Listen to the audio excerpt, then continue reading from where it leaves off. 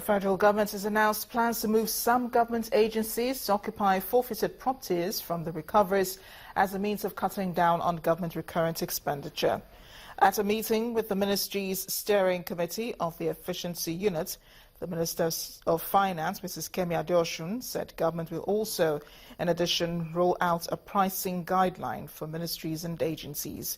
According to her, the issuance of the new price guidelines will help the government cut down on its spending on rents and other daily consumables like stationery and fuel. In the 6 months that the efficiency unit has operated, we have been able to generate data on the actual consolidated overhead expenditure of the government from 2012 to 2014. We've assessed the spending patterns of the government on overhead, and we have proposed strategies for moderating costs and promoting accountability and transparency in our spending. The issuance of price guidelines and initiatives for reducing expenditure on rent, on office and residential buildings.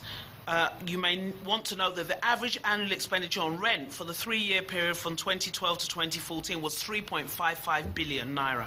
This will be the primary focus area in the coming months.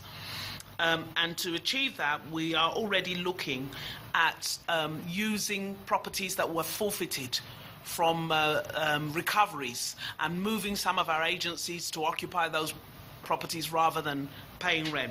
It will be recalled that following the benefits observed at having an efficiency unit at federal level, the establishment of efficiency units in the states was recently adopted by the National Economic Council as part of the Fiscal Sustainability Framework for Nigeria.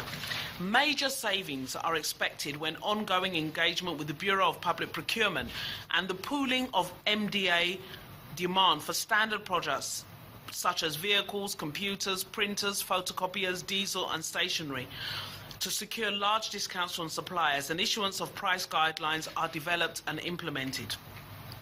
Price guidelines will ensure uniformity in the price at which MDAs purchase items, as well as transparency and value for money in the procurement process.